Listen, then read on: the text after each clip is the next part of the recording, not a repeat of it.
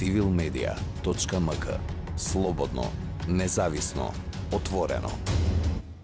Разговараме со госпоѓа Марина Тунева, медиумски експерт на тема дезинформација и пропаганда. Па веднаш би почнале со првото прашање: како ја оценувате состојбата во контекст на дезинформациите и пропагандата во нашата земја? Па да речеме дека тоа не е нова појава. Дезинформациите, пропагандата, манипулативното информирање на јавноста, манипулативното известување, речи се како да постоеле од секојаш, па така и во денешно време, и се поврзуваат со различни настани. Актуелно се поврзуваат со можеби воените случувања во Украина. Ги имавме околу пандемијата, меѓутоа, како што кажа, во континуитет ги имаме, било да се работи за теми кои што се поврзани со домашната политичка сцена и домашните актуелни случувања, или пак со она што е глобална тема. Така што, уште еднаш, не е нова појава за нас, за жал. Она што неминовно се наметнува како прашање, како да се справиме со тој проблем, и имајќи предвид дека постои во континуитет. Така, веќе од прилика го одговарате и второто прашање, кои се главните теми и пораки односно кои се креатори и дистрибутери на оваа дезинформација и пропаганда? Па честопати се покажува дека како креатори на дезинформациите, пропагандата, манипулациите се честопати центрите на моќ или нивните следбеници, да речеме центри на политичка моќ, центри на економска моќ, меѓутоа и некои кои што ги поддржуваат тие центри овозможуваат нивната реторика, наративи, информации да се шират меѓу пошироката јавност. Во основа станува збор за некои кои што има интерес од ширењето на определени наративи и практично добивањето на поголем број следбеници, стекнувањето на една поширока публика во однос на она што се соопштува или се креира како информација од тие центри. Меѓутоа, она што за жал честопати се случува и што самите граѓани знаат да бидат дистрибутери или некои кои што учествува во ширењето на дезинформациите, а причините за тоа може да бидат повеќе. Една од причините може би непознавањето на одредена тема и практично со тоа што ќе се преземе од некој извор чие што потекло легитимитет не се преиспитува, се учествува понатаму во ширењето на дистрибуцијата на таквите информации. Честопати причина е фактот што одредени работи се кореспондираат со она што е наше предубедување во однос на одредена тема и така свесно или несвесно стануваме некои кои што учествува во ширењето на дезинформации. И она што исто така за жал е доста проблематично е што сите овие појави некако како да одат во спрега со одредени медиуми кои што служат како платформи за ширење на таков тип на информации, идеологии, дезинформации, пропаганда и така натаму, особено ако тие го препознаат својот интерес или ако кореспондира со уредувачката политика на тој медиум. Јас дури и кога станува збор за такви платформи не би ги ни нарекла медиуми, бидејќи одстапувањето од нормите на професијата практично значи дека некој таму не треба да припаѓа, односно континуираното одстапување. Јас ги признавам околностите во кои што работејќи ќе не се случат грешки, меѓутоа важно е таа грешка да се коригира, меѓутоа но кога тоа работење подразбира пласирање на невистини во континуитет и со тоа контаминирање на јавноста и граѓаните кои што се како публика на тој медиум, тогаш тоа навистина значи едно несовесно, целосно непрофесионално работење на тој медиум, злоупотреба, како што реков, на таа платформа за ширење невистини. Особено кога станува збор за негативни тенденции од типот на ширење на говорна омраза, дискриминација по различни основи и така натаму. Тука веќе треба да реагираат и институциите. Како се справуваат граѓанското општество, јавноста и медиумите со дезинформациите и пропагандата? Кои се главните предизвици? Јас не би рекла дека подеднакво се справуваат со овие проблеми и интензитетот на мерата, желбата за справување со овие проблематични појави е различна на сите страни. Како што имаме некои кои што се поборници да се справат со овие проблеми, така имаме и некои кои што континуирано работи на штета на јавниот интерес, на штета на граѓаните. Оние кои што се кредибилни медиуми, кои што имаат репутација, кои што се придржуваат до нормите на професијата, се разбира, секогаш се активни заложници, активно се залагаат и се стремат кон искоренувањето на оваквите појави. Така што јас тука би им одала признание на таквите медиуми, бидејќи навистина можат многу да придонесат. Тие имаат голема моќ и улога во трансформацијата на јавното мислење или во објаснувањето на проблемите кои што се случуваат, бидејќи неретко тие проблеми или негативни тенденции не се толку препознатливи за пошироката популација. Например, ако станува збор за дезинформација, мисинформација, манипулативно информирање, не секогаш секој граѓанин може да го препознае тоа. Не секогаш секој е во можност да бара алтернативни извори на информации и од тука да направи една сопствена проценка што е она што е вистина или не.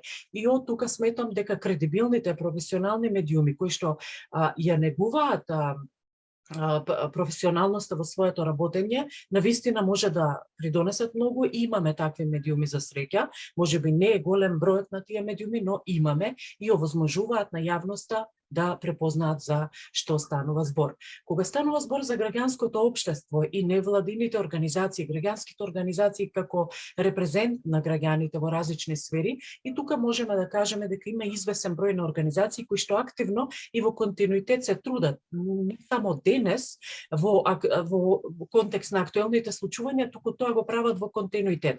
Па така имаме различни програми, идеи, иницијативи во сферата на медиумската писменост и во однос на препознавањето на дезинформациите и така натаму, во условно речено описменувањето на граѓаните за препознавање на техниките на манипулативно и пропагандно информирање. Така што како резултат на тие заложби се овозможува навистина да им се помогне на граѓаните и работат со се повеќе целни групи, работат со училиштата, работат со наставниците, децата, се правеле обиди да се соработува и со институциите и за среќа има успехи на тој план и тука се зависи значи од тој да речеме тие поактивни или извесен број на поактивни граѓански организации. Но во секој случај на што генерално можам да го кажам е дека барем ме радува фактот што имаме се повеќе чинители кои што ја препознаваат својата улога во оваа сфера и кои што се обидуваат меѓу другото и координирано да действуваат, бидејќи останува јасна пораката дека секој сам не може да се справи со дезинформациите. Да, можеби секој е моќен да презема таковти, неколку актери се моќни да преземаат иницијативи од ваков вид, да помагаат, да бидат чести во тие намери и да соработуваат во таа смисла, меѓутоа јасно им е дека не може да ја опфатат пошироката популација на толку на начин кој што ќе резултира со поголема писменост, поголеми сознанија и вештини за препознавање на манипулативното информирање. И добро е што постои таа спрега меѓу медиумите, граѓанскиот сектор, па и институциите во препознавањето и исправувањето со овие појави. Меѓутоа се уште има голем простор за да се работи на ова поле. На кој начин дезинформациите и пропагандата може да ја загрозат стабилноста и безбедноста на државата? Видете, тоа апсолутно е возможно, особено ако се шират теории на заговор, ако се шират дезинформации и пропаганда кои што значат загрозување на безбедноста, кои што особено во услови на криза ги оддалечуваат граѓаните од она што значи вистинска информација. И ве сведоци сме, да речеме, за она што се случуваше за време на пандемијата, тема која што во одредена мера е се уште актуелна и подеднакво горлива како што била и претходно. Знаеме дека се ширеле различни теории на заговор, знаеме дека се обидувале луѓето да се правеле обиди луѓето да се дистанцираат од она што е вистинска информација, од она што значи заштита на нивното здравје и безбедноста, да не дури понекогаш се пренесувале од одредени извори информации кои што значеле дезавуирање на она што е заштитна мерка, она што значи водење сметка за себе си и за другите околу себе.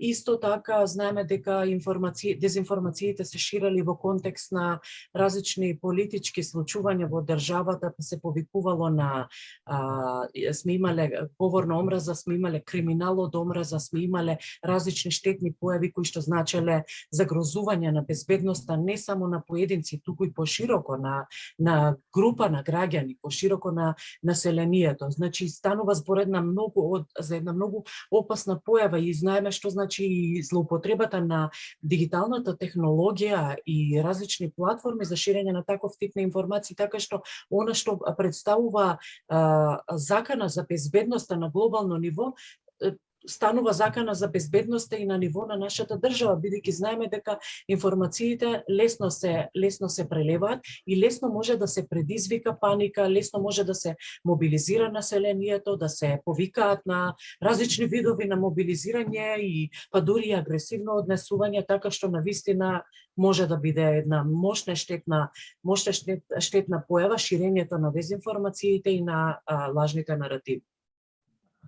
Како ја оценувате работата на институциите? Како институциите се справуваат со овој тип на хибридна војна на некој начин, со дезинформациите и пропагандата? Дали институциите имаат мок да им се спротивстават на ваквите тенденции?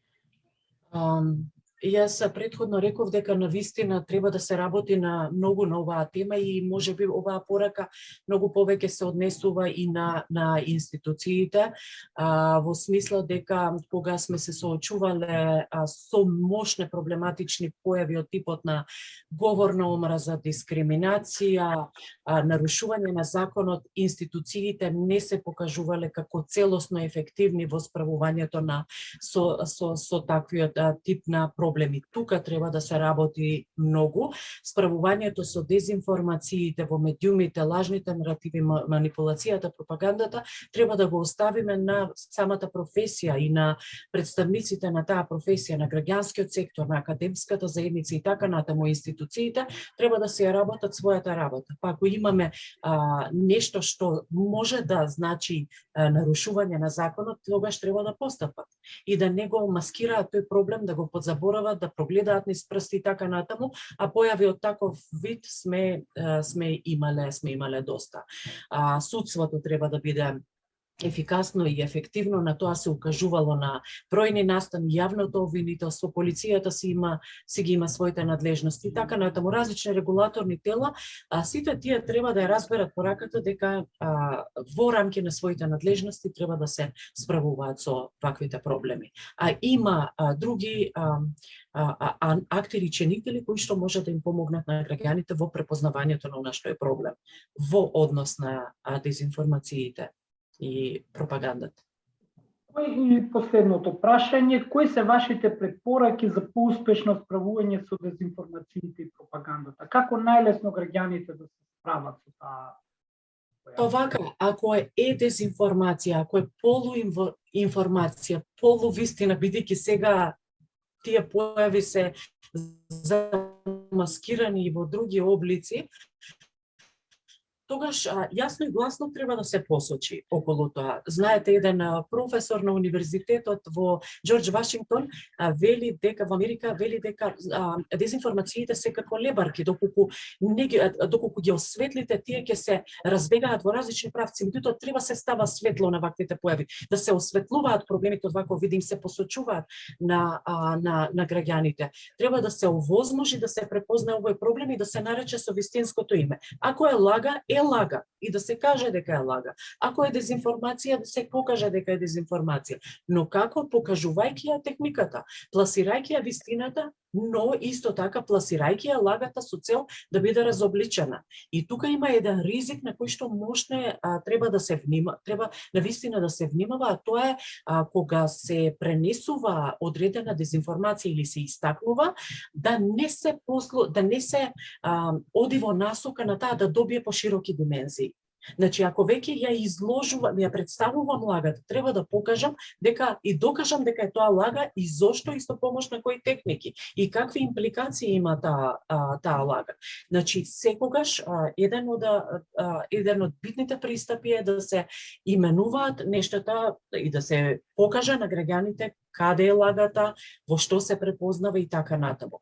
Исто така да се поддржуваат зафатите на граѓанскиот сектор, иницијативите за ширење на медиумската писменост. Ние имаме се повеќе програми, меѓутоа одредени истражувања како на пример на институтот Ресис покажува дека кај младите има дигитална писменост, меѓутоа функционалната писменост се уште не достига кај различни популации. Еден од доминантните извори на ширење на информациите честопати консултациите меѓу врсници, меѓу пријателите и така натаму, но не и посегнување кон она што значи консултирање на широк спектар на информации па да се препознае каде е проблемот. Понатаму во ова треба да се вклучат и социјалните мрежи, знаејќи колку се тие ефективни во ширењето на информациите. Неодамна Советот за етика во медиумите исто така реализираше едно истражување во кое што беа офатени медиуми, представници на медиуми, укажувајќи дека кога тие ги пласираат своите содржини на социјалните мрежи, не идуваат на различни малициозни актери кои што таму шират невистини и дезинформации, од тука се загрозува она што значи професионална мрежа и професионална информација. Значи треба да се работи и во спрега со тие, во координација со тие актери, факт-чекерите, заедно со социјалните мрежи, граѓанскиот сектор, академската заедница, стручните професионални лица кои што работат во оваа сфера, и мислам дека координирано и на подолг рок ќе постигнеме резултати. Секако мора да бидеме и свесни и да ни е јасно дека ваквите иницијативи не успеваат преку ноќ. Не постои толку моќна алатка која што ќе овозможи на краток рок сите да знаат и да ја препознаваат каде лежи дезинформацијата и погрешната информација или каде и каква е манипулативната техника која што се користи во јавната комуникација и во информирањето од страна на медиумите.